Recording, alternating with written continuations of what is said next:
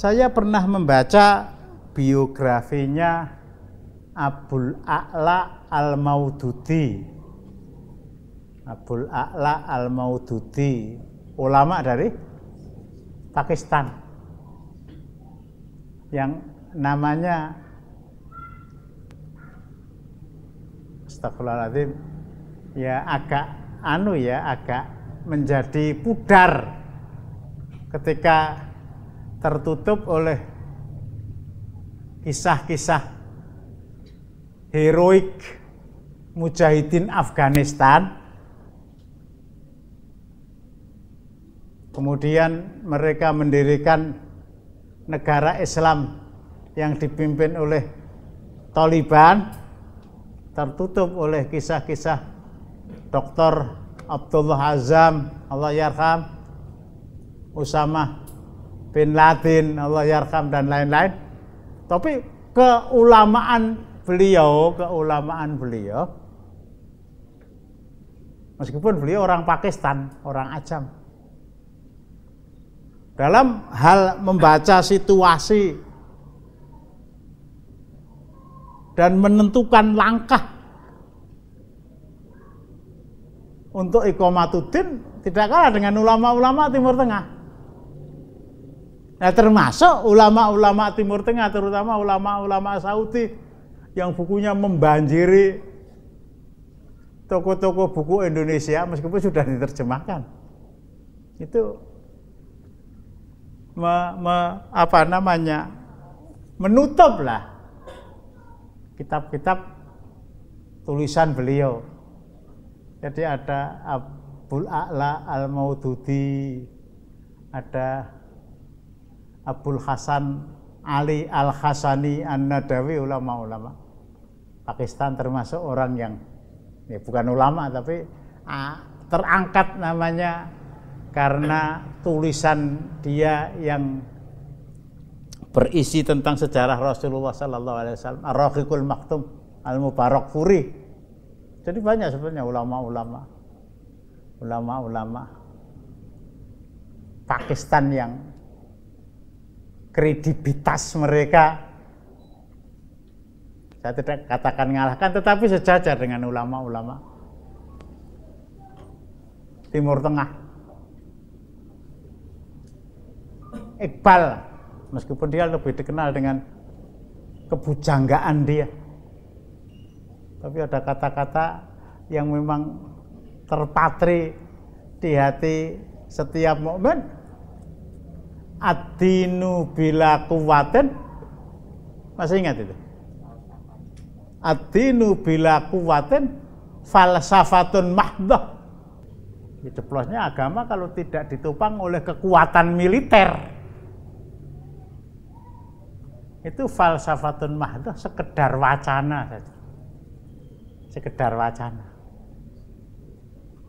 Tidak terwujud dalam alam realita. Kita kan apal itu ya. Wong maling ki tangane di ketok lah gitu. Wong zina nek isih Joko isih perawan dicambuk 100 kali. Yang sudah berumah tangga dirajam sampai mati. Apal itu? Apal. Tapi ya sekedar wacana saja. Sekedar wacana saja. Bahkan seandainya masalah seperti ini diangkat oleh para wakil rakyat yang terhormat di Senayan sana, orang berdiguyu tuh diancepi. Yang itu justru bukan orang Kristen, orang Islam sendiri. Adinu bila kuwatin falsafatun, sekedar wacana saja. Sekedar wacana. Kembali kepada Al-Maududi itu, pengadilan Pakistan memvonis dia hukuman mati. Memvonis dia hukuman mati pada masa pemerintahan setelah Ayub Khan, Yahya Khan. Divonis hukuman mati. Akhirnya datang utusan dari istana, dari staf kepresidenan, ditawarkan kepada dia, kalau Anda mau meminta grasi kepada presiden, pintu terbuka, silakan.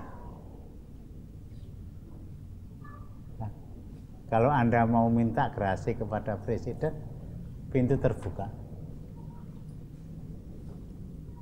Kata-kata ini hasbunallah wa ni'mal wakil. Tawakkaltu 'ala Allah, wala haula wala quwata illa billah. Mengapa saya minta grasi kepada manusia? Mengapa saya minta grasi pada manusia?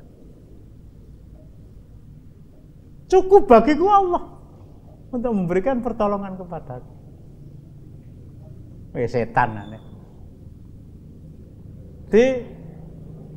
Ajak api-apian malah songol lah begitu ya. Wah, orang itu kalau sudah punya prinsip, Masya Allah. Orang itu kalau sudah punya prinsip, yakin bahwa yang saya perbuat, yang saya lakukan ini suatu kebenaran. Yakin bahwa kebenaran yang saya lakukan itu beresiko. Resikonya seperti tadi, nyawa sebagai taruhan.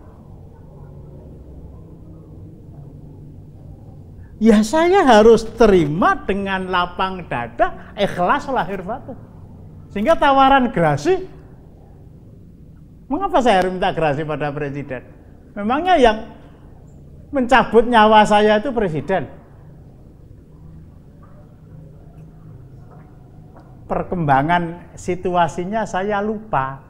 Tapi baru 11 bulan setelah divonis hakim masuk penjara dan menunggu giliran periode keberapa itu? Enggak ada periode. Baru 11 bulan dikeluarkan. Baru 11 bulan dikeluarkan.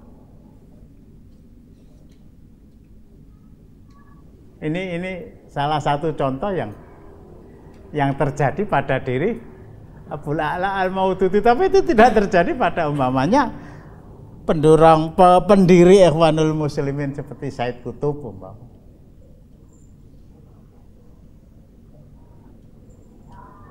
Ya tetap digantung dan tetap akhirnya meninggal.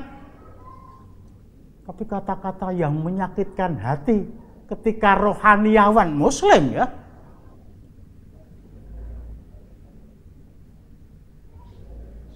mendatangi dia sebelum tiang gantungan itu menarik tali sehingga papan tempat dia berdiri bisa lepas dan leher terjerat oleh tali gantungan tadi.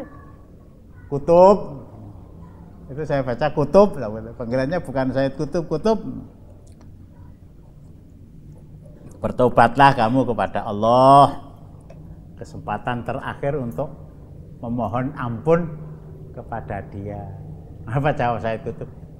Kamu tidak usah melengkapi sandiwara orang-orang kafir, sandiwara para tauhid untuk membunuh saya. Kamu nggak usah ikut sandiwara saja. Saya pergi saja. Pelenggang itu ya. Oh tak bedel sih, nyata harus dibedel kak. Ini orang yang punya prinsip itu seperti itu. Islam mengajarkan kepada kita untuk punya prinsip, dan itu bukan radikalis, bukan. Punya prinsip, meyakini ini benar dan saya yakini ini kebenaran, saya akan pertahankan.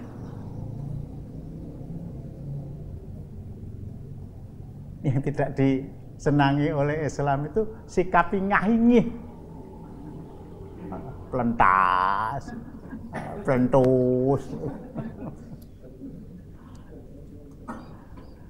Ya bahwa akhirnya mati ya mati, tapi mati dia yakin kematian saya itu kematian husnul khotimah, menghadap keharibaan Allah.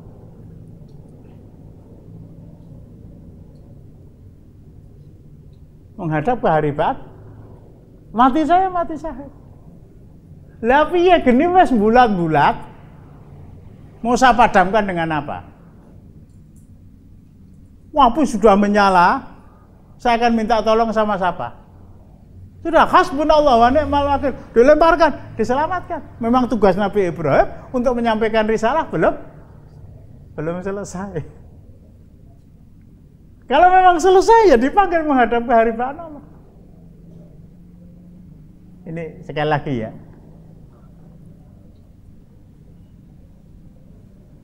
meyakini kebenaran yang kita lakukan dan mempertahankan kebenaran tadi sampai akhirnya suatu ketika mungkin tuntutan yang terjadi, nyawa harus kita korbankan. Dan itu kalau tidak ada orang yang punya prinsip seperti itu, nggak usah jauh-jauh, ya Indonesia nggak bisa merdeka itu. Indonesia nggak bisa merdeka. Ada Teguh Umar, ada Cut Nyatin, ada Imam Bonjol, ada Panglima Polem. Itu bukan caleg yang kampanye Kedung Dua tuh kan. Tapi tampil betul, memimpin masyarakatnya, memimpin rakyatnya, memimpin bangsanya melawan penjajah Belanda.